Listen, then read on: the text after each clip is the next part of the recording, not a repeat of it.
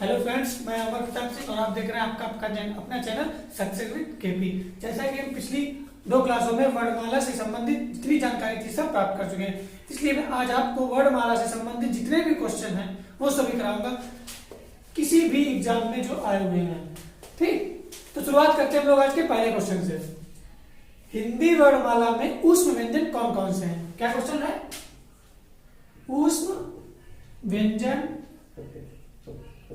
कौन कौन से हैं?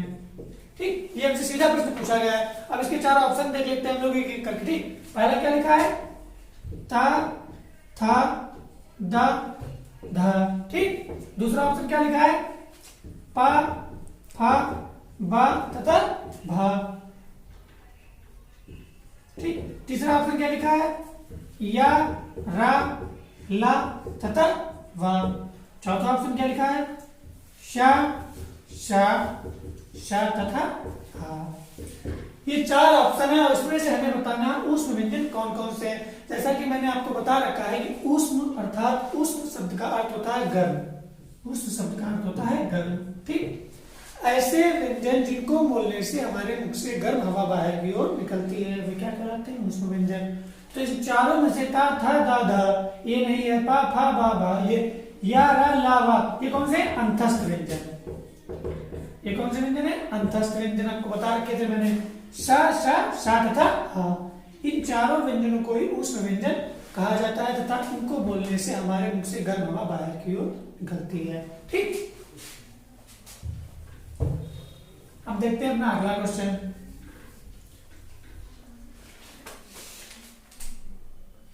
हिंदी के जिन वर्णों का उच्चारण करते समय केवल श्वास का प्रयोग किया जाता है, मतलब हिंदी के जिन वर्णों का उच्चारण करते समय केवल सांस का प्रयोग किया जाता है उन वर्णों को क्या कहते हैं? ठीक, पहला ऑप्शन है कि लिख लेते छोटा सा, केवल श्वास का प्रयोग। ठीक, केवल सांस का प्रयोग करना है तो पहला ऑप्शन कौन सा है हमारा? अघोष।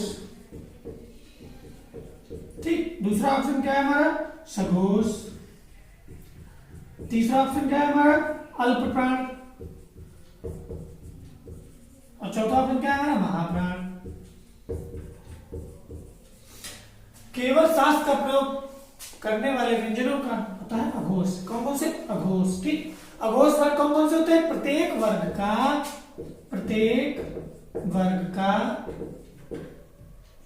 प्रथम तथा द्वितीय वर्ण क्या कहलाता है? अघोष वर्ण। तो इसका उत्तर क्या हो जाएगा? अघोष। अघोष कौन से होते हैं? प्रत्येक वर्ग का तीसरा, चौथा तथा पंचम वर्ण। अल्पप्राण ध्वनियां कौन कौन से होते हैं? प्रत्येक वर्ग का पहला, तीसरा तथा पांचवा वर्ण अल्पप्राण कहलाता है। महाप्राण कौन सा होता है? प्रत्येक वर्ग का दूसरा तथा चौथा वर्ण क्या कहलाता है? महाप्राण। इससे हमारा उत्तर निकला है। हमारा उत्तर क्या है? अघोष।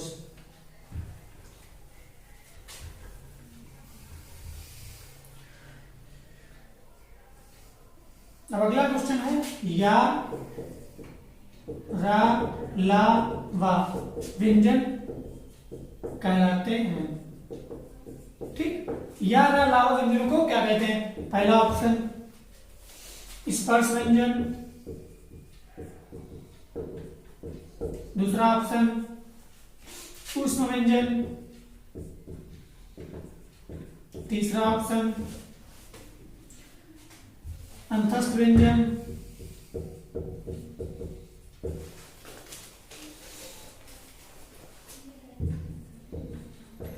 चौथा तथा अंतिम ऑप्शन है इनमें से कोई नहीं। ठीक, जैसा कि अभी हमने पहले क्वेश्चन में यही पढ़ रखा है कि यारा लावक व्यंजन क्या कहलाते हैं? अंतस्थ व्यंजन। ठीक, पहला क्वेश्चन जब कराया था उसी में हमने बताया था यारा लावा कौन से होते हैं? अंतस्थ व्यंजन। ऊष्म व्यंजन कौन कौन से होता है? सा, शा, शाहा। स्पर्श व्यंजन कौन से होते हैं? पांचों वर्ग के का से लेके पा वर्ग तक, जितने का से लेके पा वर्ग तक 25 व्यंजन हमारे जो होते हैं वही स्पर्श व्यंजन कहलाते हैं। तो इसका ऑप्शन कौन सा सही है? Option number 3।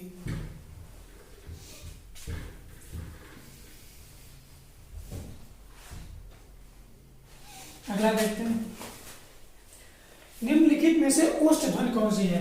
पूछा गया है ओष्ठ ध्वनि कौन सी है। ठीक, पहले ऑप्शन देख लेते हैं। पहला ऑप्शन लिखा है हमारा ला, दूसरा लिखा है रा, तीसरा लिखा है हमारा सा तथा चौथा लिखा है हमारा फा। ठीक, ये चारों वर्णों में हमें बताना है कौन सा वर्ण हम ओष्ठ से या होठों से बोलते हैं। तो ला हमारा कहां से बोला जाता है? वर्त से, वर्त से या मसूढ़ा इसको कह सकते हैं, मसूढ़े से। ठीक, ये सा कहां बोला जाता है? ये भी वर्त से बोला जाता है। रा कहां से बोला जाता है? ये भी वर्त से ही बोला जाता है। तो तीनों वर्ण वर्त से या मसूढ़े से बोला जाता है। तो बचा कौन सा ऑप्शन? फा। ये पा वर्ग का दूसरा वर्ण है, पा फा बा भा मा। तो पा के बाद आने वाला तथा ओष्ठधारी वर्ण है।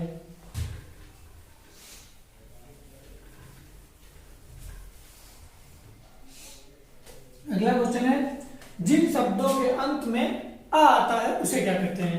जिन शब्दों के अंत में आ आता है, लिख लेते हैं। जिन शब्दों के अंत में आ आता है उसे क्या कहते हैं? ठीक, ऑप्शन देख लेते हैं कौन कौन से हैं। अनुस्वार, नंबर 2 अंतस्थ, नंबर 3 अयोगा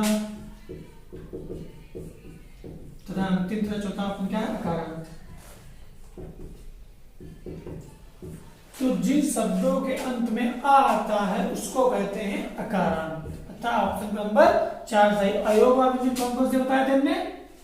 अंग तथा आहार। ठीक, अंतस्थ अभी बताए थे, यारा लावा। अनुस्वार कौन सा? तो जो बिंदी अंग की बिंदी रखी इसको क्या बोलते हैं? अनुस्वार। ठीक, तो हमें यहाँ से साफ उत्तर दिखाई पड़ रहा है कि हमारा अकारांत। यही एक बात और जान ले कि जिन शब्दों के अंत में ई आता है, आ आता है तो अकारांत, ई आएगा तो क्या हो जाएगा? इकारांत। ठीक, अगर आपसे कोई पूछ दे कि जिन शब्दों के अंत में ई आता है उसे क्या कहते हैं? इकारांत।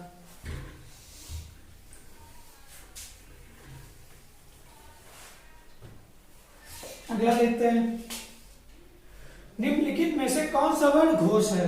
ये क्वेश्चन बीएड में पूछा गया। अभी तक जितने मैंने क्वेश्चन कराए वो सभी किसी न किसी एग्जाम में जरूर पूछे गए हैं। जैसे ये क्वेश्चन में पूछा, बीएड में आया था 2001 में।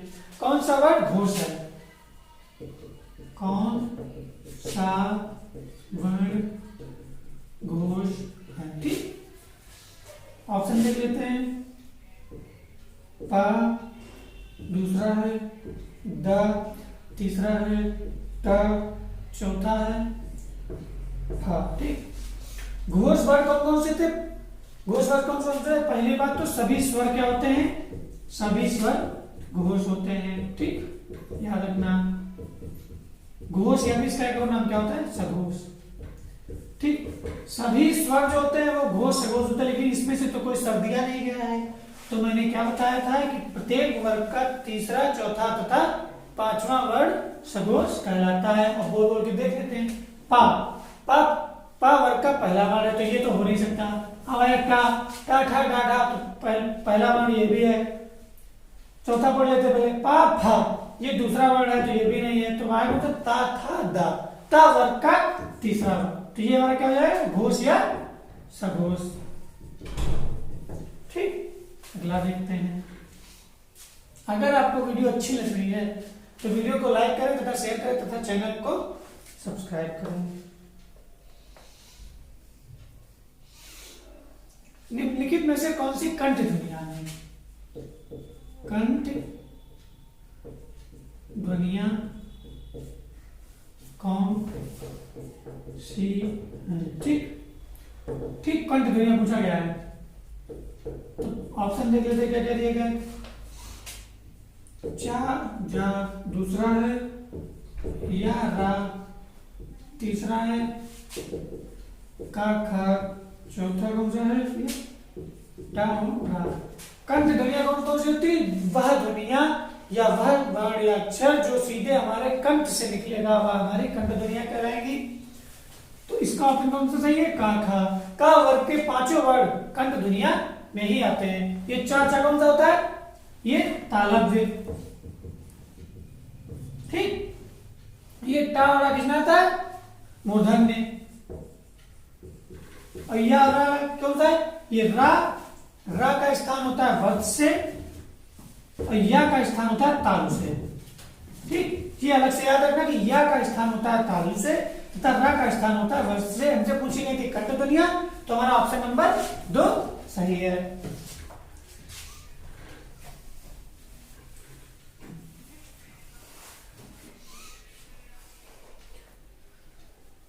पूछा गया है निम्नलिखित में से उच्चारण स्थान के आधार पर मूर्धन्य व्यंजन बताइए। उच्चारण स्थान के आधार पर मूर्धन्य व्यंजन। ठीक, क्वेश्चन आ गया। अब ऑप्शन देख लेंगे चारों कौन से दिए गए। ग तथा घा, दूसरा है हमारा जा तथा झा, तीसरा ऑप्शन है हमारा डा तथा ढा, चौथा ऑप्शन कौन सा हमारा पा तथा फा। ग घा ये कौन सी है? कंठ ध्वनियां। ठीक, जा झा ये कंठ तालव्य ध्वनियां। ठीक, ये पा फा कौन से थे? ओष्ठ। तो अंत में हमारा क्या बचा? डा तथा ढा, ये क्या कहलाती है? हमारी मूर्धन्य। टा वर्ग का तीसरा तथा चौथा वर्ण है ये। ठीक, टा वर्ग का तीसरा तथा चौथा वर्ग। टा वर्ग में 5 व्यंजन होते हैं, 5 व्यंजन हमारी मूर्धन्य ध्वनियां ही कहलाती हैं। अगला क्वेश्चन देखते हैं। निम्नलिखित में से अल्प प्राण वर्ण कौन से हैं? वर्ण अल्प प्राण मैंने 2 वीडियो में बहुत कायदे से बताया है, तो कौन सा है? निम्नलिखित में से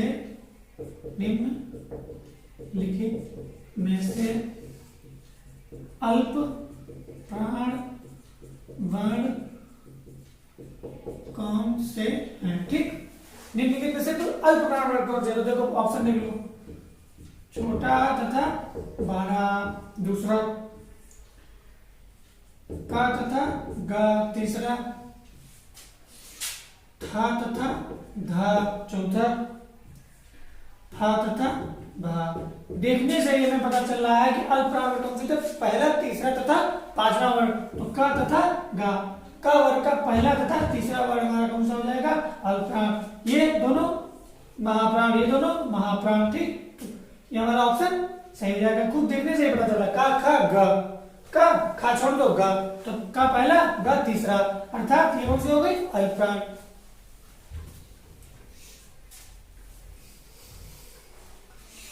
अब पूछा गया निम्नलिखित शब्दों में से नवीन विकसित ध्वनियां कौन सी हैं? निम्नलिखित शब्दों में से नवीन विकसित ध्वनियां कौन सी हैं? अच्छा, ऐसी ध्वनियां कौन सी है जो नवीन विकसित है? ठीक, तो हम क्वेश्चन लिख लेते हैं। निम्नलिखित में से नवीन विकसित ध्वनियां, नवीन विकसित ध्वनियां कौन सी हैं? हमारे ऑप्शन देख लेते हैं। ख तथा ग, दूसरा ऑप्शन क्या है हमारा?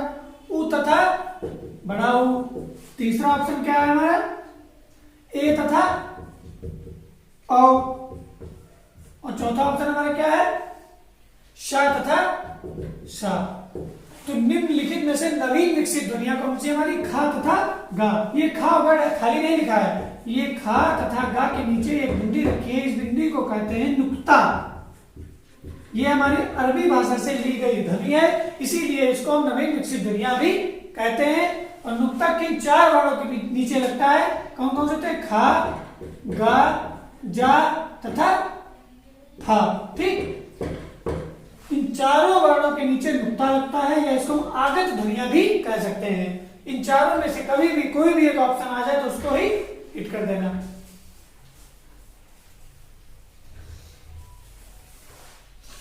अगला क्वेश्चन है, निम्नलिखित में कौन सा घोष वर्ण है? निम्नलिखित में से कौन सा घोष वर्ण है? ऑप्शन नंबर 1 है खा, दूसरा है चा, तीसरा है म, चौथा है छ।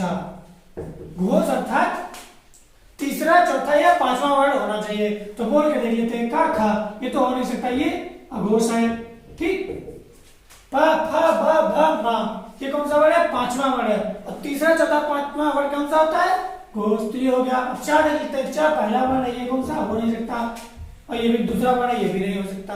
देखने से ही पता चल रहा है कि पांचवा वर्ड है अर्थात पंचम वर्ण है, तो ये कौन सा होगा? घोष वर्ण। ठीक, अगला देखते हैं क्वेश्चन। निम्नलिखित में से नासिक व्यंजन कौन सा है? नासिक व्यंजन कौन सा है? ठीक, नासिक व्यंजन कौन सा है? अब ऑप्शन लिख लेते हैं हमारे। शा, दूसरा है गा, तीसरा है या, और चौथा है जा। जैसा कि मैंने आपको वीडियो में बहुत क्लियरली, मतलब बहुत ज्यादा बार ये बात बताई है कि नासिक व्यंजन कौन कौन से होते हैं। प्रत्येक वर्ग का अंतिम वर्ण या अक्षर नासिक व्यंजन कहलाता है। मतलब कि 5 वर्गों के अंतिम के 5 वर्ण ही नासिक व्यंजन कहलाते हैं। तो हमारे 5 वर्ड लिख लेते हैं। का खा गा गा, या, का खा गा गा, वा। ठीक, चा चा जा जा, या, टा ठा डा डा, रा, ता था डा डा, ना, तथा अंतिम तथा 5वां वर्ड कौन सा था? पा फा बा भा तथा मा। तो ये 5 वर्ड ही हमारे कहलाते हैं नासिक के व्यंजन। अब इनमें से जो हमारा एक ऑप्शन में होगा वही उत्तर हो जाएगा। सा है, सा नहीं है। गा है, गा नहीं है। या है, देखिए या है, तो हमारा यही उत्तर हो जाएगा। ठीक, नासिक व्यंजन बहुत सबसे सरल कह सकते हैं। इसको याद करना हो तो याद कर लीजिए। प्रत्येक वर्ग का अंतिम वर्ण नासिक व्यंजन कहलाता है। ए और अ वर्ण क्या कहलाते हैं? ए और अ वर्ण कहलाते हैं। ठीक, ऑप्शन देख लेते हैं क्या लिखा है। ये पूछा गया उच्चारण स्थान, इनका पूछा गया। पहला ऑप्शन क्या है? नासिक के। दूसरा क्या है? मूर्धन्य। ठीक, तीसरा क्या है? ओष्ठ। और चौथा क्या है? कंठ तालव्य।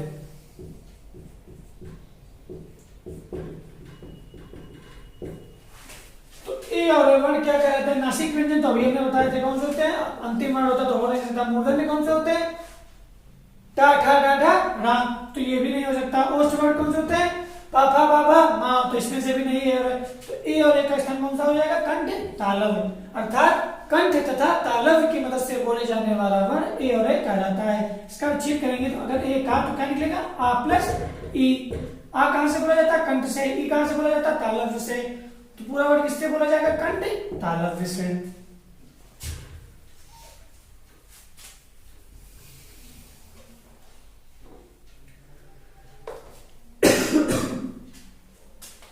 पूछा गया है निम्नलिखित में से किसे हिंदी की मानक वर्णमाला का स्थान नहीं दिया गया?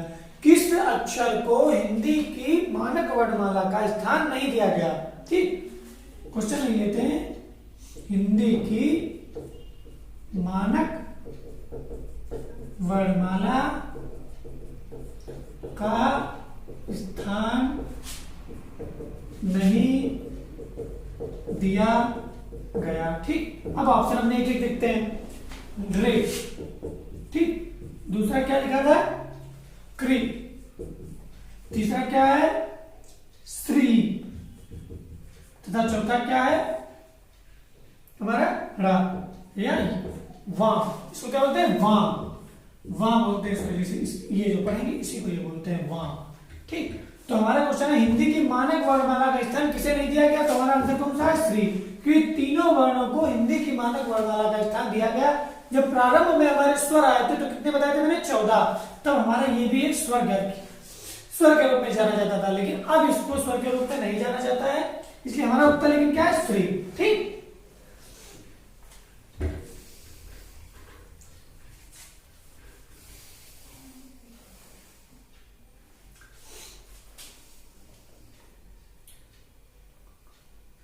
पूछा गया है, बहुत अच्छा क्वेश्चन है कि हिंदी वर्णमाला में छा का स्थान, छा का क्रम किस वर्ण के बाद आता है। बहुत अच्छा क्वेश्चन। हिंदी वर्णमाला में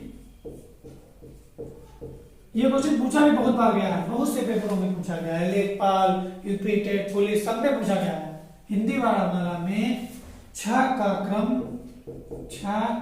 क्रम किस वर्ण के बाद आता है। ठीक, अपने ऑप्शन देख लेते हैं। पहले लिखा है का, दूसरा है हमारा छा, तीसरा है हमारा त्रा, चौथा है हमारा ज्ञा। ये हमेशा याद रखना कि छा का क्रम हमेशा हिंदी वर्णमाला में का के बाद ही आता है, क्योंकि अगर छा का हमने वर्ण विच्छेद किया तो क्या निकलेगा, का धन शा। इन दोनों वर्णों के मिलने से ही क्या बनता है, छा, अर्थात का के बाद ही हमारे छा का क्रम आता है। इन तीनों में से कोई भी ऑप्शन सही नहीं हो सकता।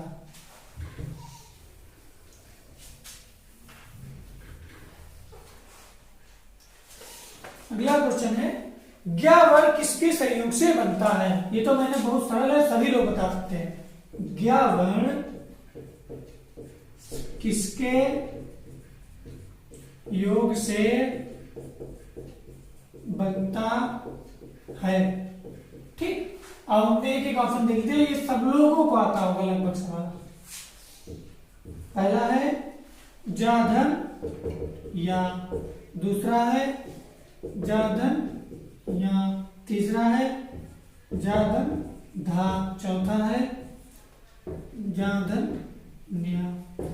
हमें देखने से ही पता चल रहा है कि ज्ञा वर्ण किससे बनेगा, आधा जा धन या से। अगर इससे बनाएंगे तो हमारा ये नहीं बन सकता, क्योंकि इसका विच्छेद करने के लिए पहले व्यंजन को आधा होना पड़ेगा तथा दूसरा व्यंजन पूरा होगा। इसमें पहला व्यंजन देख सकते हैं पूरा है, इसलिए ये ज्ञा बन जाएगा। हमें क्या बोलना, खाली ज्ञा। ठीक, इसलिए पहले वर्ग को आधा होना पड़ेगा तथा दूसरा व्यंजन हमारा पूर्ण होगा, तब हमारा जाके क्या बनेगा, ज्ञा।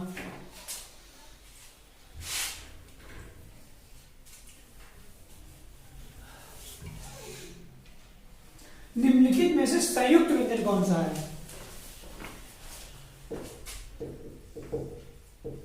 संयुक्त व्यंजन कौन सा है। ठीक, संयुक्त व्यंजन कौन सा है ये पूछा गया है, तो ऑप्शन देख लेते हैं। ढा, वा, ज्ञा तथा डा। ठीक, इन चारों वर्णों में कौन सा संयुक्त व्यंजन है।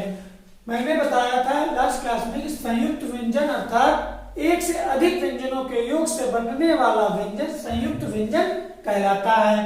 अर्थात ढा हमारा कौन सा होता है, उचित व्यंजन। ठीक, और ये वाला वहां कहा जाता है, ये भी उचित व्यंजन। ठीक, ये हमारे टाटा काका वर्ग में आता है। ठीक, मूर्धन्य में आता है। मूर्धन्य व्यंजन तो हमारा ज्ञा क्या बना, ये बना जाके संयुक्त व्यंजन। संयुक्त व्यंजन मैंने कौन कौन से बताए थे, छ, त्र, क्या तथा स्रा। ये चार होते हैं हमारे संयुक्त व्यंजन। हमें चारों में से इसमें से खाली एक ही ऑप्शन में मिला, तो भाई हमने हिट कर दिया।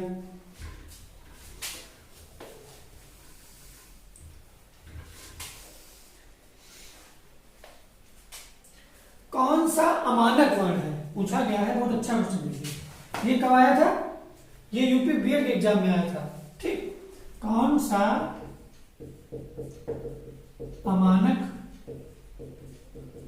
वर्ण है। ठीक, अब अपने ऑप्शन दे देते हैं। पहला है खा, दूसरा है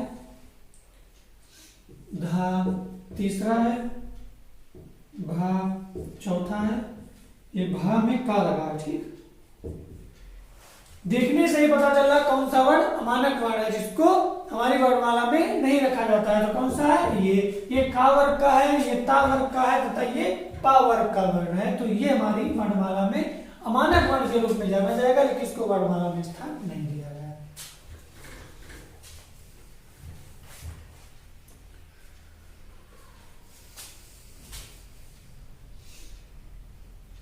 अगला क्वेश्चन पूछा है विसर्ग से बना शब्द कौन सा है। पूछा गया है विसर्ग से बना शब्द कौन सा है। ठीक, ऑप्शन देख लेते। विसर्ग अधा, दूसरा क्या है द्वित्व, द्विवत्व। ठीक, तीसरा क्या लिखा है हमारा निष्प्रह, और चौथा क्या लिखा है हमारा थोड़ा सा। ठीक, हमें बताना कौन सा है विसर्ग। विसर्ग अर्थात अयोगवाह व्यंजन का दूसरा वर्ण, अयोगवाह व्यंजन का दूसरा वर्ण जो होता है ये हमारे इसके साथ जो चिन्ह लगा है इसको बोलते हैं विसर्ग। इस चिन्ह को देख लेते हैं किसमें लगा है, ये लगा है इसमें। तो हमारा उत्तर कौन सा सही जाएगा, ये वाला। इस चिन्ह को क्या बोलते हैं, कल ही बताया था, योजक या संयोजक चिन्ह। ठीक, इसको क्या बोलते हैं विस्मयादि बोधक, विस्मयादि बोधक। ठीक, द्वित्व में नीचे धा लगा, इसमें कोई चिन्ह का प्रयोग ही नहीं किया गया है, तो ये तो ऑप्शन कतई गलत है। ठीक, तो हमारा आंसर कौन सा है, दूसरा क्या है निष्प्रह। आज के लिए इतना ही। मैं आशा करता हूं कि मैंने जितने भी क्वेश्चन आपको बताया वो आपको सही से समझ में आया। तो जितने भी क्वेश्चन थे ये कभी ना कभी किसी न किसी पेपर में जरूर पूछे गए हैं। अगर आपको आज की वीडियो अच्छी लगी तथा आपको लगा कि ये क्वेश्चन आपके पेपर की दृष्टि से महत्वपूर्ण है तो वीडियो को लाइक करें तथा सब्सक्राइब करें चैनल को, और अगर पहली बार वीडियो देख रहे हैं तो इसको शेयर जरूर करें। ठीक, धन्यवाद।